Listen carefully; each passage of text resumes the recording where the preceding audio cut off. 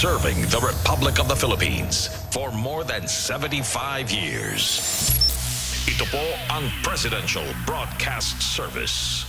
Ang Pilipinas ngayon! Narito na ang pinakamainit na mga balita na nakalap sa bawat sulok ng bansa. Ihahatid sa bawat Pilipino saan man kayo sa mundo. Ang Pilipinas ngayon! Pakinggan ang bawat kaganapan sa bawat lalawigan. Ito ang Pilipinas ngayon!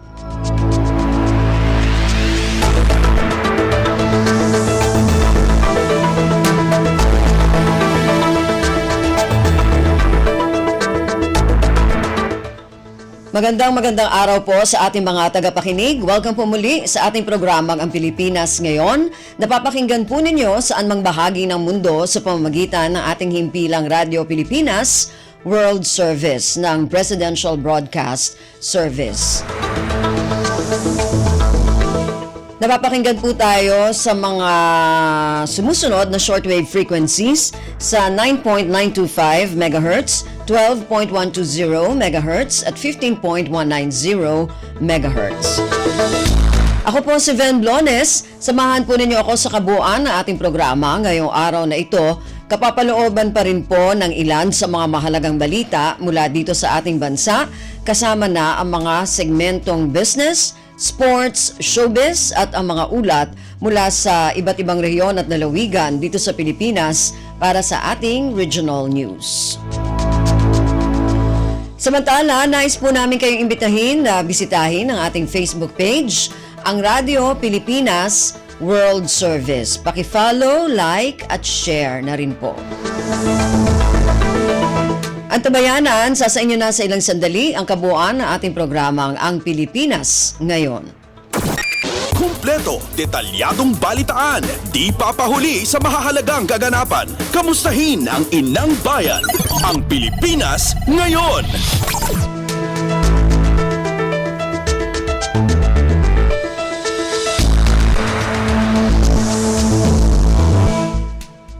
Sa ating mga balita, Pangulong Ferdinand Romualdez Marcos Jr. pinangunahan ng sectoral meeting ngayong umaga araw ng Martes. Naging bahagi ng agenda sa isinagawang pagpupulong ang usapin sa money laundering. Ang detalye ng balitang ito mula kay Alvin Baltazar. Pinangunahan ni Pangulong Ferdinand Marcos Jr. ang sectoral meeting ngayong umaga. Bahagi ng naging agenda ng isinagawang pulong ang may kinalaman sa money laundering na kung saan ay naipresenta ang researchers ng Financial Action Task Force sa kung paano na isasagawa ang money laundering at kung paano nito napopondohan ang terorismo. Kasama din sa napag-usapan kung paano tumutugon ang bansa sa usapin na may kaugnayan sa money laundering.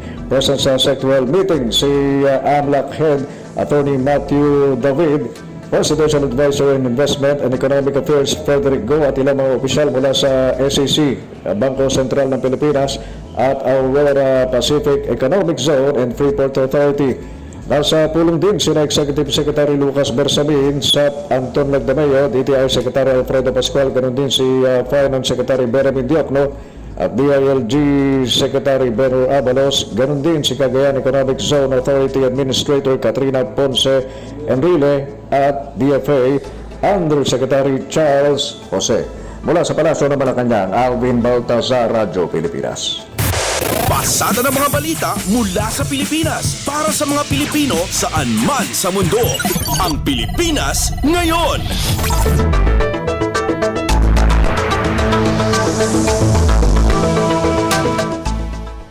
Patuloy na nakamonitor ang Department of Foreign Affairs o DFA sa sitwasyon ng mga overseas Filipino worker o OFW sa pagtama ng 7.5 magnitude na lindol sa bansang Japan. Ayon kay DFA Undersecretary Eduardo de Vega, nakamonitor ito sa sitwasyon ng mga Pilipino sa Wajima, Ishikawa Prefecture kung saan isa ang mga lugar sa pinaka-naapektuhan sa naturang lindol. Sa ngayon sinabi ni De Vega na walang naiulat sa mga Pilipino na nasugatan o nasawi sa lindol. Muli namang siniguro ng DFA na patuloy ang kanilang pagmomonitor at pagbabantay upang siguruhin ang kaligtasan at kalagayan ng mga Pilipino doon. Ang Pilipinas ngayon, kasama si Ven Blones.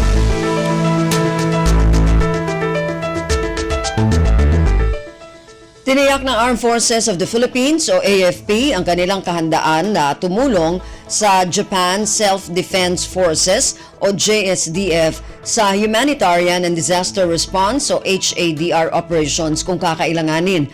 Ang pahayag ay ginawa ni AFP Chief of Staff General Romeo Bronner Jr. kasunod ng pagtama ng magnitude 7.6 na lindol sa naturang bansa araw ng Lunes. Ayon kay Bronner, mahalaga ang international cooperation sa panahon ng krisis kaya nakaantabay ang AFP sa anumang pangangailangan ng Japan. Nananatiling nakatuon niya ang AFP na mapatatag pa ang ugnayan ng Pilipinas at Japan, lalo at isang Japan sa maituturing na kaibigan ng bansa at kaisa sa hangarin ng pagsulong ng kapayapaan at kaayusan sa rehiyon.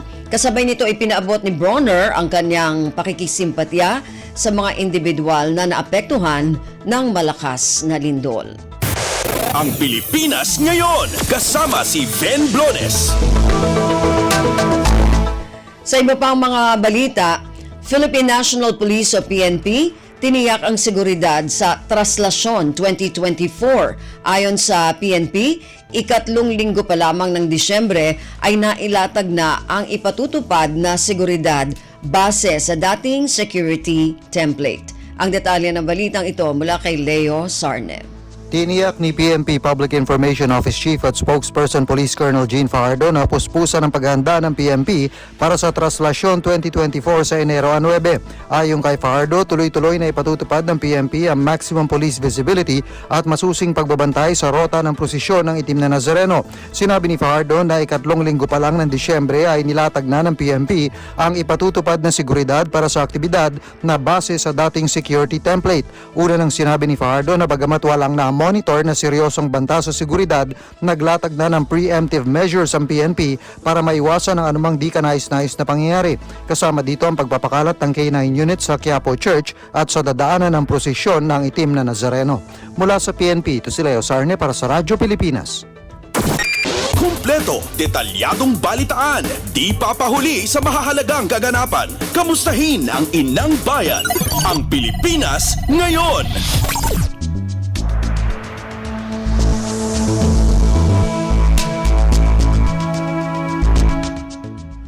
Mambabatas mula sa Mindanao, pinapurihan ng kautusan ni Pangulong Ferdinand Romualdez Marcos Jr.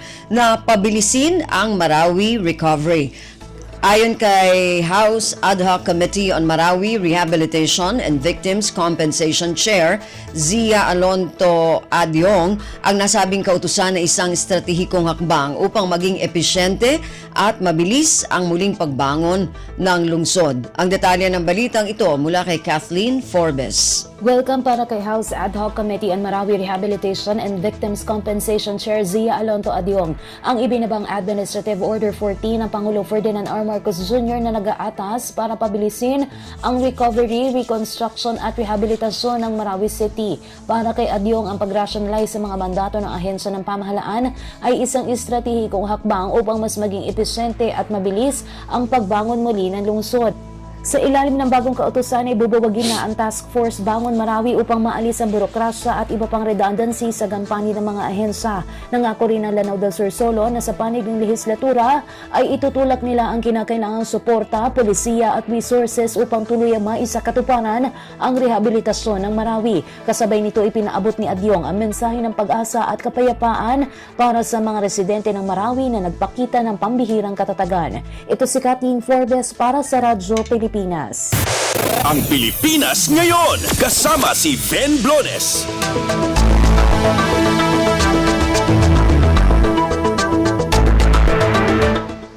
4.1 milyong minimum wage earners ang nabenepisyohan ng taas sahod mula sa katatapos na taon. Ayon sa National Wages and Productivity Commission, 15 wage order ang inilabas ng Regional Tripartite Wages and Productivity Boards o RTWPB para sa mga empleyado ng pribadong sektor. Ang RTWPB-NCR ang unang naglabas ng wage hike order kung saan 40 piso ang nadagdag sa arawang sahod, habang ang Northern Mindanao ang huling naglabas ng taas sahod. Kaugnay nito nagsagawa ng konsultasyon ng Philippine Statistics Authority the Department of Trade and Industry, National Economic and Development Authority at Department of Agriculture. Samantala, nakatakda ang public hearing sa unang quarter ng 2024. Pasada ng mga balita mula sa Pilipinas para sa mga Pilipino saan man sa mundo. Ang Pilipinas ngayon.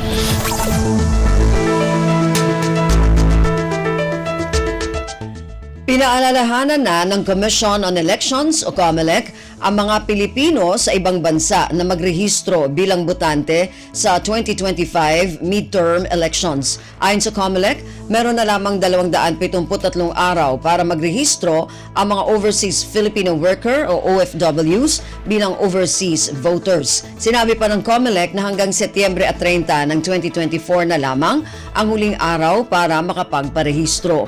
Inabisuhan ang mga magrerehistro na magdala ng balidong Philippine passport sa pinakamalapit na embahada o konsulada o sa mga registration center sa bansa. Bukod sa rehistro, may iba ring serbisyong alok ang COMELEC tulad ng pagbago sa address at checking o reactivation ng voter registration status. Batay sa resolusyon ng COMELEC, nagsimula na ang filing period para sa mga overseas Filipinos noong Desyembre 9, 2022 at matatapos sa Setyembre 30 ngayong taon.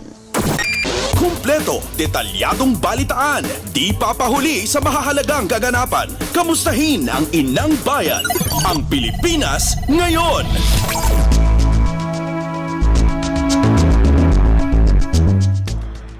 Umabot sa higit 10 milyong pisong o 10 milyong piso ang halaga ng naipamahaging tulong ng Department of Social Welfare and Development sa mga katutubong natulungan ng Oplan pag-abot nitong Disyembre ng 2023. Ayon sa DSWD, kabilang sa naipaabot nitong tulong ang food packs at financial assistance, partikular sa mga katutubong na iuwi ng Oplan pag-abot team sa Mabalacat, Florida Blanca at Porac. Gayon din sa Pampanga at Capas, Tarlac. Mula nang umarangkada ang pag-abot sa Pasko Special Reach Out Activity, nasa 800 na individual at batang nasa lansangan na ang natulungang maiuwi sa kanilang mga pamilya o kaya ay madala sa mga DSW Center and Residential Care Facilities upang pansamantalang manirahan. Kaugnay nito, tiniyak naman ng DSWD na magpapatuloy pa rin ang pag-iikot ng Oplan pag-abot team sa buong Metro Manila ngayong 2024. Ang Pilipinas ngayon, kasama si Ben Blones. Inirekomenda ng Department of Health o DOH sa publiko ang pagsusuot ng face mask hindi lamang para makaiwas sa COVID-19, ngunit maging sa pagkakasakit dulot ng usok at polusyon mula sa pagpapaputok nitong Enero 1. Inaasahan ni DOH Undersecretary Eric Tayag na marami sa mga Pilipino ang nais-umpisahan ng bagong taon na malusog at kabilang dito ang pagsasagawa ng jogging o walking. Ngunit kailangan anya ang pagsusuot ng face mask kapag naglalakad o tumatakbo dahil nasa hangin pa ang polusyon na dulot ng mga paputok. Ayon kay Tayag, mapanganib ang polusyong ito sa mga tao na mayroong hika o sa mga bata na mahina ang immune system at maaring mauwi sa pulmonya. Kumpleto, detalyadong balitaan, di papahuli sa mahahalagang kaganapan. Kamustahin ang inang bayan, ang Pilipinas ngayon.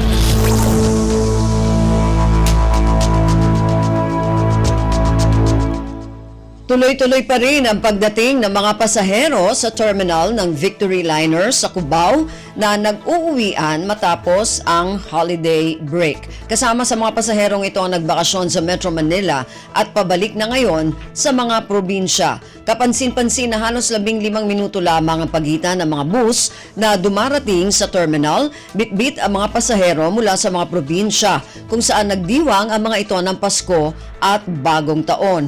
Ang ilang pasaherong nakausap naman ng RP1 team ay naka-leave pa ngayong araw para anya makapagpahinga muna bago sumabak muli sa trabaho. Dahil maraming pasahero, maraming mga taxi ang dumarating sa terminal. Ngunit dahil sa mahigpit na ipinatutupad na seguridad at upang hindi rin magdulot ng trapiko, sa lugar ay hindi pinatitigil na matagal ang mga taxi sa nasabing terminal. Pasada ng mga balita mula sa Pilipinas para sa mga Pilipino saan man sa mundo. Ang Pilipinas ngayon.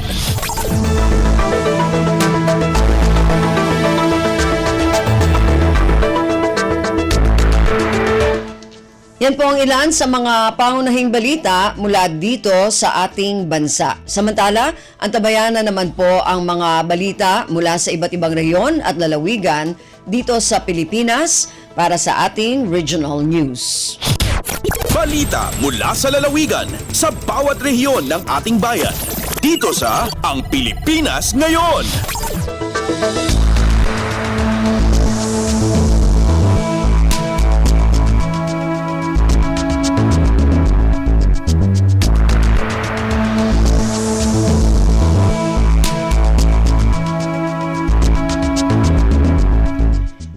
Dumako na tayo sa ating regional news. Unahin natin ang mga balita mula sa rehiyon ng Luzon, mula sa Lawag. Vest Ordinance, wala ng palugit at i-issuehan ng ticket ng Philippine National Police ang lalabag. Ang detalye ng balitang ito mula kay Rani Dorilag. Nang rugi ita Enero 1, 2024, tinananaya panaga tiliw ti Philippine National Police dagiti awanan ti suot reflectorized vest. Manipod iti alas 6 ti Rabi, agingga iti alas 6 ti Bigat. Detitin batad ni Police Major Antonio Marzan panakangiwat ti Ilocos Norte Police Provincial Office. Kunana analpasen ti pamalagip ti PNP itay bulan ti Disyembre 2023. Rason na saanen amayuludod asaan dang agtiliw. Ditoy amang i-issue dati citation ticket kadagiti glapsing iti ordinansa ti probinsya. No kasta agtultuloy pailaeng ti padagibunong ti PNP iti libre of vest. Manipod diti Radyo Pilipinas Lawag, Rani Dorilag para sa Radyo Pilipinas World Service. Balita mula sa lalawigan sa bawat rehiyon ng ating bayan. Dito sa Ang Pilipinas Ngayon.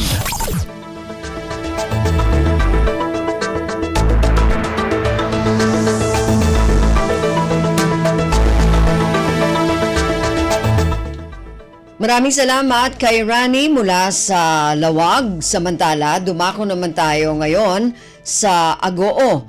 PSA La Union nagsagawa ng validation sa mga aqua farm para sa A14 calf prediction maps. Ang detalye ng balitang ito mula kay Albert Kawile. Ang isayangka ti Philippine Statistics Authority La Union Provincial Statistical Office ti field validation of artificial intelligence for census of agriculture and fisheries una A4 CAF project prediction maps. Daytoy a proyekto ng patungpal ti Agriculture and Fisheries Census Division ket panggap na detektaran imapa ken patapatan ti bilang ken kalawa dagiti napili akang ronan nga apit ken aqua farm iti pagilyan babayan ti panagusar iti earth observation data ana itipon iti artificial intelligence technology ken remote sensing. Dagiti resulta manipod ti AI Forecast project ket mausar akas katulungan na datos para iti referensya ken validasyon dagiti resulta ti 2022 Census of Agriculture and Fisheries. Mainayon pa iti field validation para iti crop ken aqua farm area iti 10 ket maysa a napili a probinsya ken ti finalization ti area estimates manipod kadagiti AI predictions ket nairanta amang pasayat iti validation performance dagiti agdama nga AI models ken crop signatures. Impasigurado ti PSA iti publiko nga amin na datos ken impormasyon ano ornong dagiti personnel ket para lang iti statistika ken saan na mausar para iti panagbuwis wenno investigasyon. Manipod RP Ago, Albert Kawile para iti Radyo Pilipinas World Service. Balita mula sa lalawigan sa bawat rehiyon ng ating bayan. Dito sa Ang Pilipinas Ngayon. Maraming salamat, Albert. Yan ang ulat mula sa Agoo at kabuuan na ulat mula sa rehiyon ng Luzon.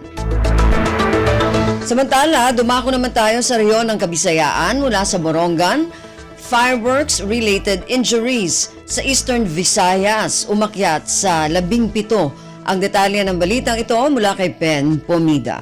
Sumagka na 17 ang mga kasuhin fireworks-related injuries habugos nga Eastern Visayas, tikang han December 21, 2023, nga na January 1 hininga tuig, samtang 11 ang bago nga nahipatik nga kaso han December 30, 2023, nga na January 1, 2024. Ini ang base han pinakaorhi nga gingawas nga advisory han DOH Regional Office 8. Ini nga ihap in 183% nga mas hitaas kumpara ha pareho nga panahon ha naglabay nga tuig, samtang tuluhini intikang ha Eastern Samar. Ang pinakaorhi nga biktima in usa nga 33 anyos ang panuigan nga lalaki, taga Bungto Hitungiwan, nag-amkon hin kasunog hay iba nga partihan iya lawas tungod han pagpabutuhin kwitis. Sumalahan DOH8 kadamaan han mga kaso indarahin pagpabutuhin lantaka o boga ug iba pa nga iginbabawal nga mga pabuto nga nagresulta hin kasunog ha panit nga eye injuries. Ginaaghatit Department of Health magkaurusa nga igselebrar ang bag-o nga tuig para magkamay-adahin mas talwas, mahibsog ngan malipayon nga bag-o nga tuig ang kada pamilya. Tikang ha RP Borongan inihipen Pumida para ha Radio Pilipinas World Service. Balita mula sa lalawigan sa bawat rehiyon ng ating bayan. Dito sa Ang Pilipinas Ngayon.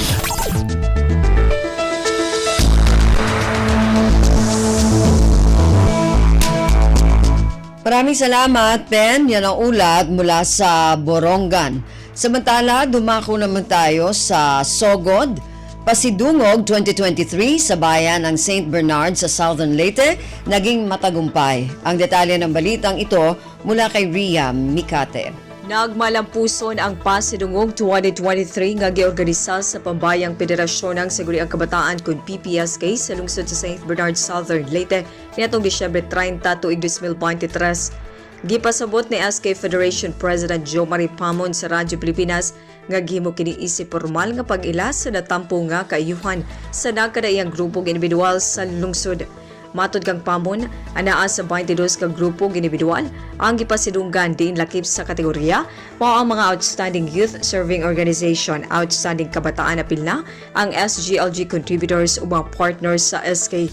Ubos sa temang A Night in Paris, mukabat sa kapin kulang 300 ka mga batanon gikan sa 30 ka barangay sa lungsod ang misalmot sa kalihukan. Ang ayan masayran nga ang Pasidungog 2023 usa sa dakong kalihukan nga napaygayon sa lungsod sa tuig 2023. Gikan sa Radyo Pilipinas, sugod kini si Ria Mikati alang sa Radyo Pilipinas World Service. Balita mula sa lalawigan sa bawat rehiyon ng ating bayan. Dito sa Ang Pilipinas Ngayon. Maraming salamat, Ria. Yan ang ulat mula sa Sogod at kabuuan na ulat mula sa rehiyon ng Kabisayaan. Samantala, dumako naman tayo sa rehiyon ng Mindanao mula sa Zamboanga. Mga labi ng nasawing mga rebeldeng New People's Army, hinatid ng mga sundalo sa kani-kanilang mga tahanan upang mabigyan ng maayos na libing. Ang detalye ng balitang ito mula kay Lesty Cubol. Gibangatod sa mga tropa sa Philippine Army sa ilang tagsa-tagsa ka mga Pinoyanan ang patayng lawas sa upat ka mga rebeldeng No People's Army kun IPA na nakabsan sa kinabuhi atol sa naitabong panagsangka sa Zamboanga del Norte. Kinaron, mahatagan silang disenteng lubong sa ilang mga pamilya. Sumalag kang Lieutenant Colonel Jimmy Sanz, komandante sa 97th Infantry Battalion, lakip sa upat ka mga rebeldeng NPA nga namatay ang duha ka tag-as nga leader. Ang panag-enkwentro natigayon sa Barangay Wilben o sa Barangay San Jose sa lungsod sa Sirius Menia Senior sa lalawigan sa Zamboanga del Norte. Ang mga nakabsan sa kinabuhi, gilang sila si Charlie Hintapa, taga Barangay Upper Dimorok, Mulabe, Zamboanga del Sur, Marian Nevesis, taga Barangay Kapitana Bayong sa lungsod sa Pasugong Bukidnon, Jerome Albios, taga Barangay Lantay sa lungsod sa Tangantukan, Bukidnon, og Maria Luz Ranan, taga Barangay Poblasyon sa lungsod sa Lapas, Agusan del Sur. Matod ni Colonel Sanz, si Hintapa, team leader sa Guerrilla Front o GF Sindong, samtang si Ranan, secretary sa GF Sindong, ilawom sa Western Mindanao Regional Party Committee. Nanawagan si Colonel Sanz sa nahibiling mga rebelde nga mutahana og manginabuhing normal kauban sa ilahang pamilya. Gikan diri sa Radyo Pilipinas Zamboanga, kini Celeste Cubol para sa Radyo Pilipinas World Service. Balita mula sa lalawigan sa bawat rehiyon ng ating bayan. Dito sa Ang Pilipinas Ngayon. Maraming salamat, Lesty. Yan ang ulat mula sa Zamboanga at kabuuan na ulat mula sa rehiyon ng Mindanao.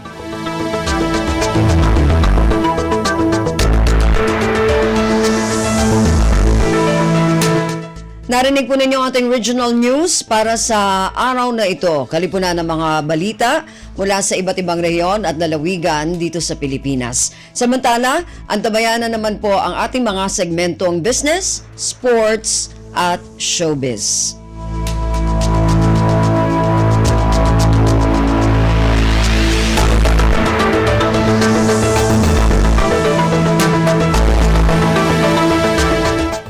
Dumako na tayo sa ating mga segmento. Unahin natin ang ating balitang negosyo. Ihatid sa atin ang ating kasama na si Stephanie Vicente. Lagay ng ekonomiya, kalakalan, negosyo at iba pa. Atin ang alamin dito sa Ang Pilipinas Ngayon. Magandang araw, narito tayong muli para sa segmentong Balitang Negosyo at Kalakalan. Umabot na sa 153 billion pesos ang halaga ng mga subsidiya ng national government sa government-owned and controlled corporations o GOCCs mula Enero hanggang Nobyembre ng taong 2023. Ito ay ayon sa Bureau of the Treasury o BTR. Sa datos ng BTR, lumilitaw na ang Philippine Health Insurance Corporation o PhilHealth ang tumanggap ng pinakamalaking budgetary support na nasa 50.7 billion pesos. Pumapangalawa naman ang National Irrigation Administration o NIA na may 38.4 billion pesos. Sumusunod naman ang National Housing Authority o NHA na may subsidiya na nagkakahalaga ng 17.8 billion pesos.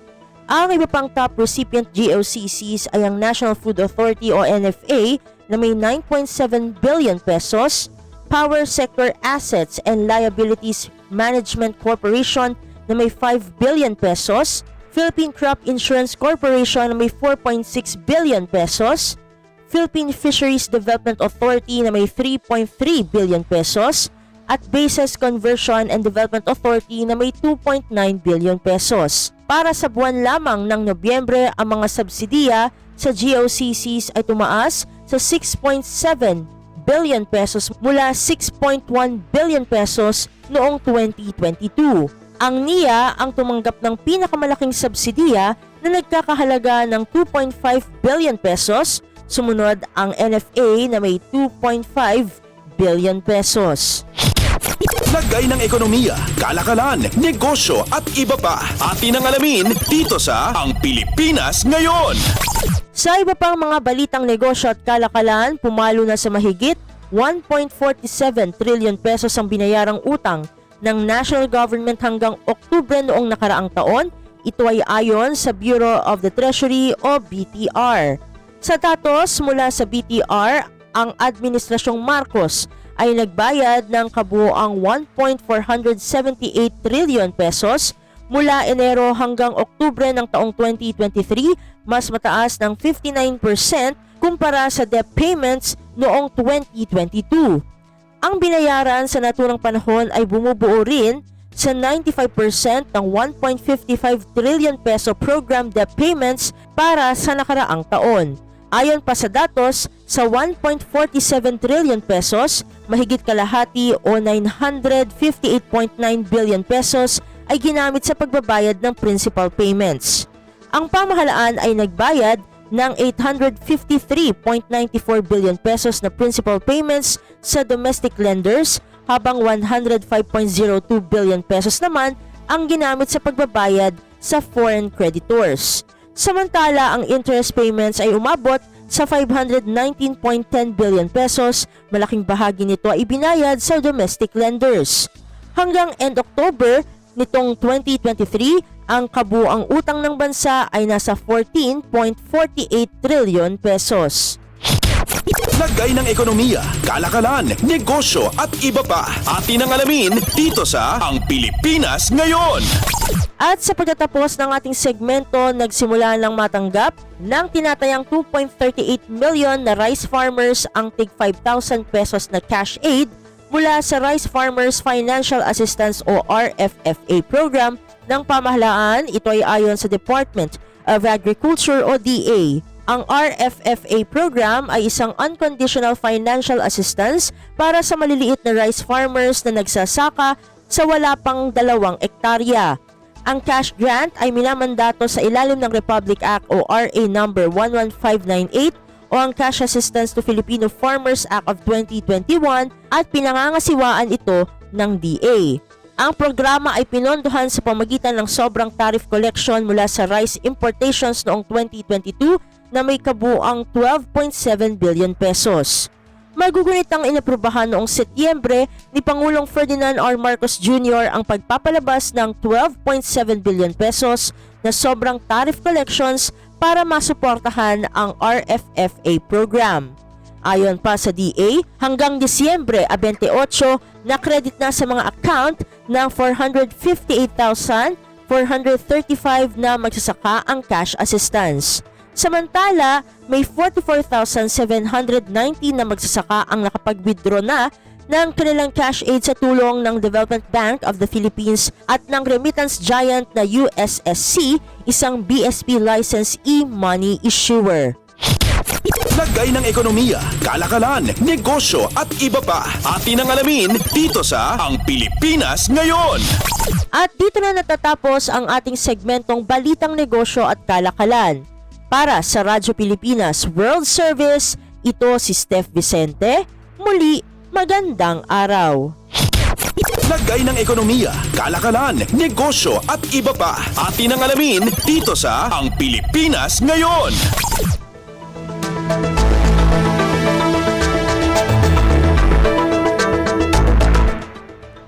Maraming salamat, Steph. Yan ang ating Balitang Negosyo.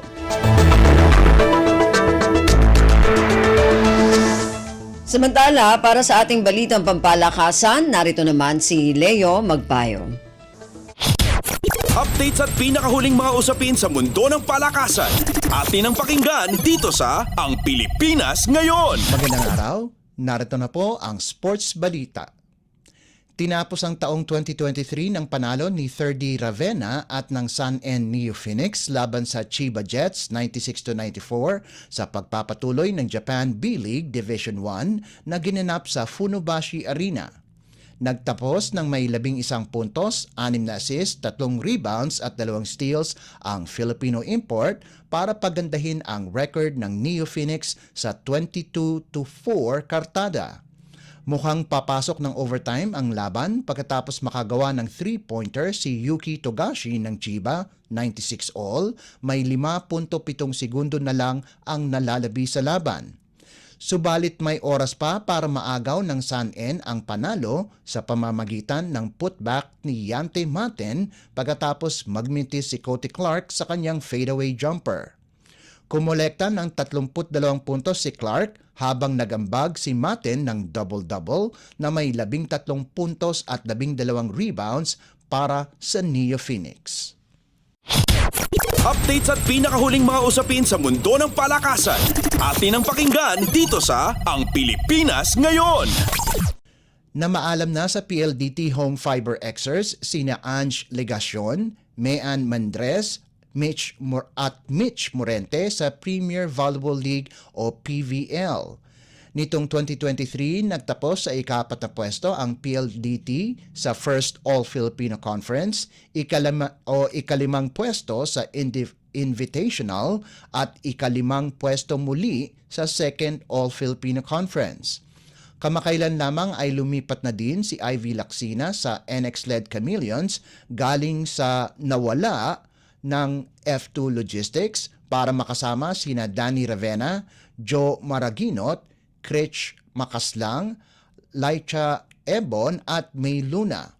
Una nang lumipat si Libero Don Macandili mula Cargo Movers patungo sa Signal HD Spikers. Updates at pinakahuling mga usapin sa mundo ng palakasan. Atin ang pakinggan dito sa Ang Pilipinas Ngayon. Pinagmumulta ng Korean Basketball League o KBL ang import ng Goyang Sono na si Chinano Onwaku ng 3 milyong South Korean won pagkatapos magtamo ng malulubhang injuries si Anyang Jungkwangjang Filipino import Renz Abando. Pagkatapos ang kolisyon ni Abando at Onwaku sa ere sa kasagsagan ng kanilang laban kamakailan, ay nagtamo ang Pinoy import ng lumbar vertebrae 3 and 4 fractures at wrist sprain. Nagdesisyon ang Finance Committee ng KBL na imbis na suspendihin ay patawan na lamang si Onwaku dahil sa unsportsmanlike conduct. Naglabas na rin ng babala ang KBL sa mga opisyalis na nandoon sa laban sa pagitan ng Anyang Jungkwangjang at Goyang Sono. Sinabi naman ng management ng Anyang na kinakailangang magpahinga ang KBL Slam Dunk Champion ng hindi bababa sa 4 na linggo para gumaling ang mga naturang injuries. Updates at pinakahuling mga usapin sa mundo ng palakasan. Atin ang pakinggan dito sa Ang Pilipinas Ngayon. World number 2 Pinoy pole vaulter EJ Obuena napili bilang 2023 Athlete of the Year ng Philippine Sports Writers Association. Ang ulat niyan mula kay Ria Arevalo ng RP2 Sports. Napili si EJ Obiena bilang 2023 Athlete of the Year ng Philippine Sports Writers Association. Ito ay dahil sa siya ang may pinakamakulay na resume sa mga Pinoy athletes nitong nakaraang taon. Tampok sa credentials ng 28-year-old Tondo-born pole vaulter ang gold medal sa 3 international major tournament. Nagpasiklab rin ito sa World Athletics Championships sa historic silver medal na kanyang nakamit, bukod pa sa naging unang Pinoy na napabilang sa Elite 6-meter club bago tinapos ang taon bilang number 2 ranked pole vaulter sa mundo. Unang Pinoy bet din si Obiena na nakasiguro ng slot sa 2024 Paris Olympics. Nangibabaw si Obiena kontra iba pang mga kandidato para sa award. Ang Gilas Pilipinas National Team, Philippine Women's National Football Team at Jiu-Jitsu athletes Meggy Ochoa at Annie Ramirez na tulad niya ay nakasungkit ng ginto sa 19 Asian Games. Mula RP2 Sports, Ria Arevalo nag-uulat para sa Radyo Pilipinas. Updates at pinakahuling mga usapin sa mundo ng palakasan. Atin ang pakinggan dito sa Ang Pilipinas Ngayon. At yan ang pinakahuling balita sa larangan ng palakasan. Para sa Radyo Pilipinas World Service, ito po si Leo Magpayo. Magandang araw. Updates at pinakahuling mga usapin sa mundo ng palakasan. Atin ang pakinggan dito sa Ang Pilipinas Ngayon.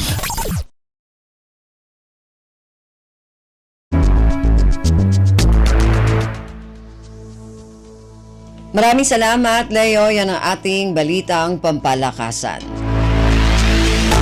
Samantala, para sa mga nag-aabang ng mga chismis mula sa mundo ng showbiz, para sa ating showbiz balita, narito si Mama JT. Ang latest, ang hottest sa showbiz and entertainment. Heto na sa Ang Pilipinas Ngayon.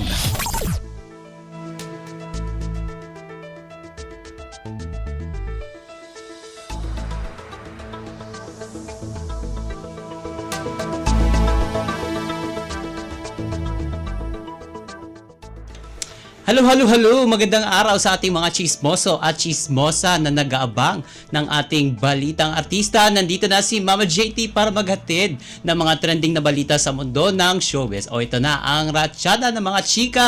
And eto, it's official. It's Mr. and Mrs. Homan na.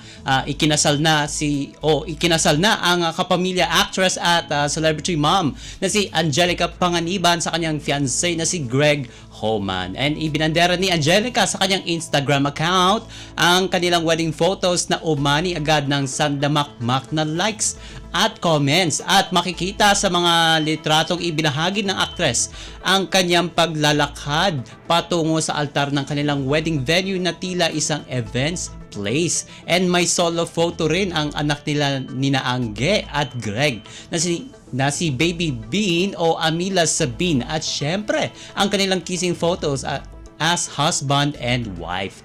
And ang caption na inilagay ni Angelica sa mga wedding photos nila ng asawa ay hashtag quote and unquote 123123. Ang ibig sabihin daw niyan ay kahapon bisperas ng bagong taon naganap ang kanilang intimate wedding.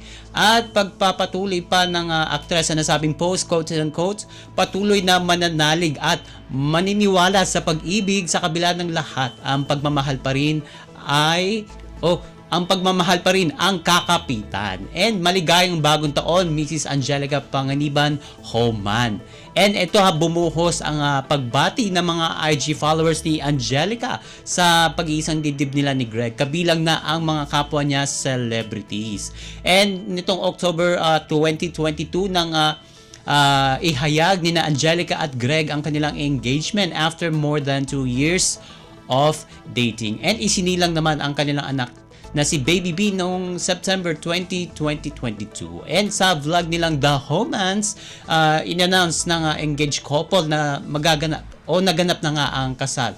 Magaganap ang kanilang kasal dito sa Pilipinas early next year.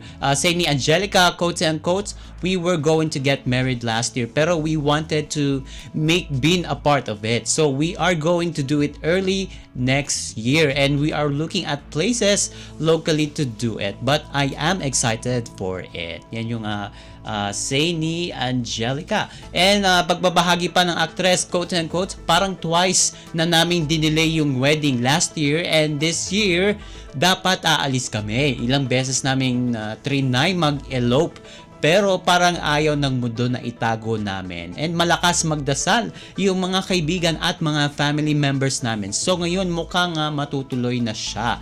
And pagdadagdag pa ng actress, meron na kaming save the date. Sinabi na namin siya sa mga kapamilya namin abroad para tipid na sila, makapag-ipon na. So, sa mga friends namin na sobrang busy yung schedule nila sa life, marami silang commitments, inunahan na namin sila na i-save na yung araw na iyon.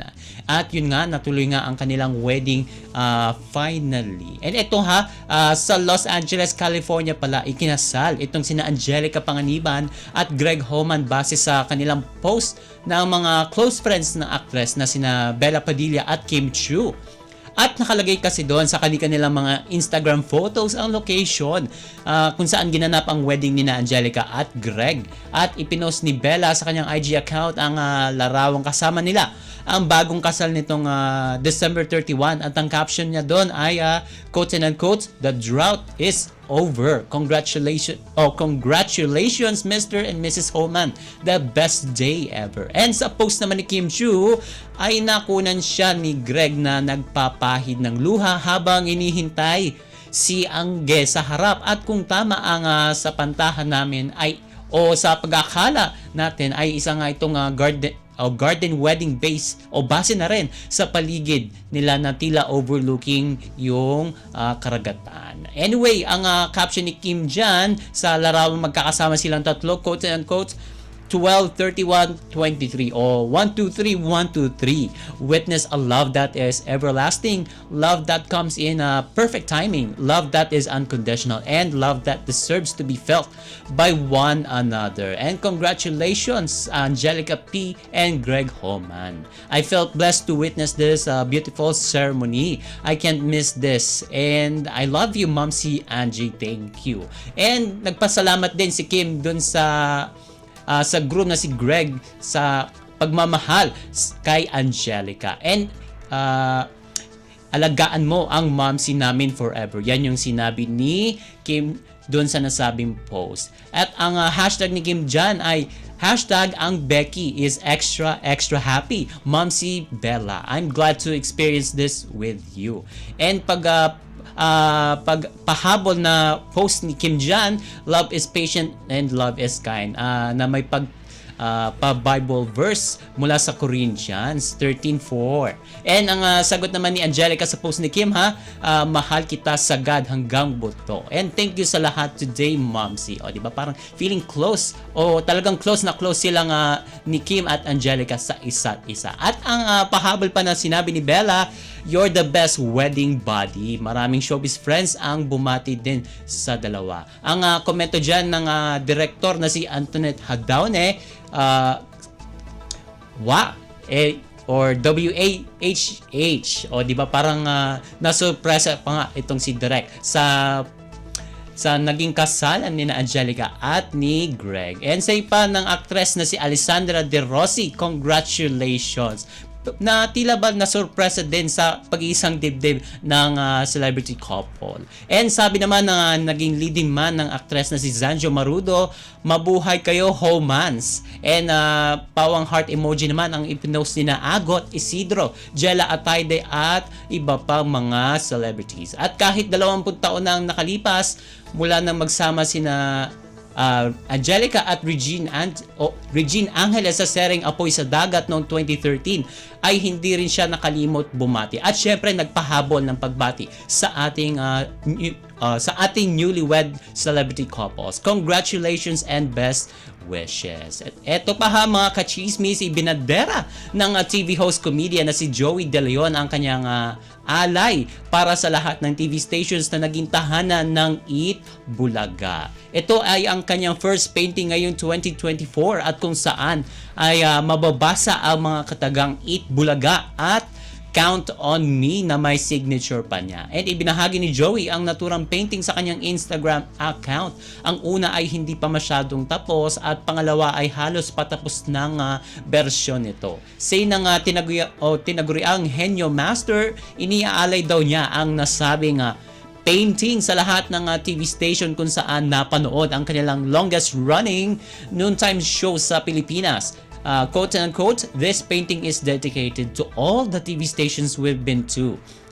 49, A42, T47, and B45. And thank you not only for the New Year's but all for the years we've shared. All the best for us in 2024. Yan yung kanyang Instagram post sa nasabing painting. At sumunod nga rito ang litrato ng kanyang painting na halos kompleto na ang laman. Quote and quote sa nasabi ring post ni Joey, almost finished my first painting for 2024. Count on me. Thank you for all the graces and blessings. We always count on you. And talaga namang pinusuan ng ating mga kachismis online ang nasabing Instagram post ng Henyo Master. Sabi nila, 927 and 5 past and present home of Eat Bulaga.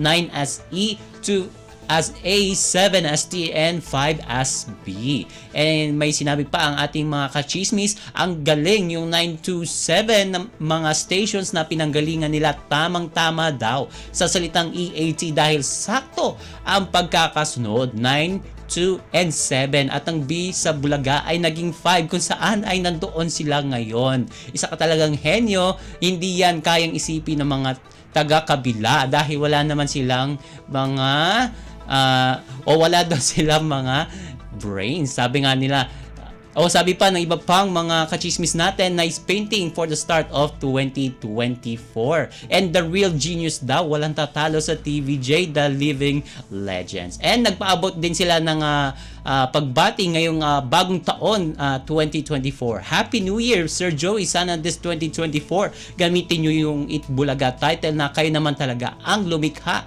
at tunay na nagmamay-ari. And panghuling comment ng ating mga kachismis galing channel 927 tapos 5, nice Henyo Master. And ito kung matatandaan natin mga kachismis, bago matapos ang 2023 ay pinawalang bisa ng Intellectual Property Office of the Philippines o IPO Phil ang Trademark Registration on Tape Incorporated para sa titulong Eat Bulaga. And nauna rito naglabas ng resibo ang tape na sila ang unang nag-renew ng Eat Bulaga trademark sa Ipofil bago pa maghain ng reklamo sina Tito, Vic, and Joey o TVJ hinggil sa paggamit ng nasabing trademark. Sa ngayon umi-air pa din ang Eat Bulaga sa GMA7 na pinangungunahan ni Isko Moreno, Buboy Villar, Paulo Contis at iba pang mga kapuso stars. Pero matapos lumabas ang resolusyon ng Ipofil, binabanggit na rin ng TVJ at iba pang dabarkads ang Eat Bulaga sa kanilang show na EAT sa TV5. And OMG, wala na tayong oras para sa ating balitang artista. Maraming salamat mga kachismis sa pakikinig sa aking mga chika for today. Ako po si Mama JT para sa Radyo Pilipinas World Service! Ang latest, ang hottest sa showbiz and entertainment. Heto na sa Ang Pilipinas Ngayon.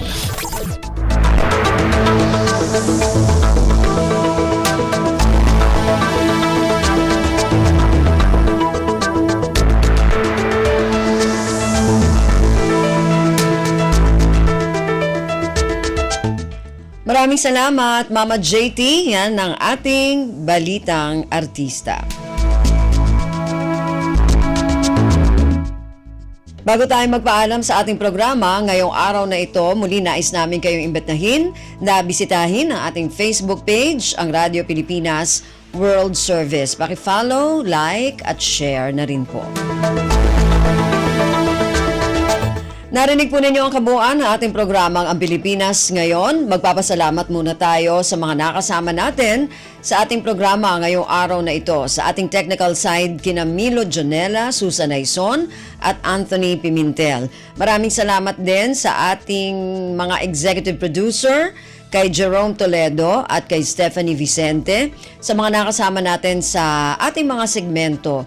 Para sa ating balitang pampalakasan, kay Leo Magpayo, at sa mga kasama natin na nag-ulat mula sa iba't ibang rehiyon at lalawigan dito sa Pilipinas para sa ating regional news at sa ating station manager na si Mr. Ray Sampang.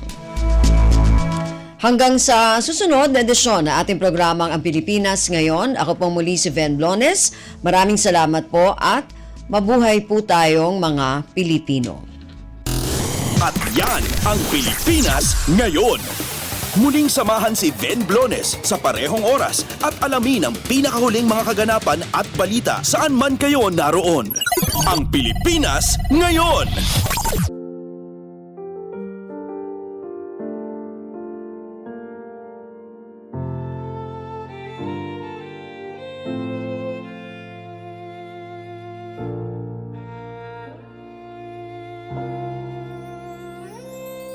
Ang tanging may pamamaan ako'y edukasyong Pilipino. Tinuturong galing at talino para maabot ang pangarap mo. Ang tanging handog ko sa'yo'y edukasyong Pilipino. Diskarteng mula sa puso, mamamangha ang mundo. Matatag na mga guro, matatag sa mga pagsubok, matatag na mga mag-aaral, matatag na talino'y umiiral. Hinaharap ang hirap, walang takot sumugod, humahanap ng solusyon, ipaglaban ang edukasyon.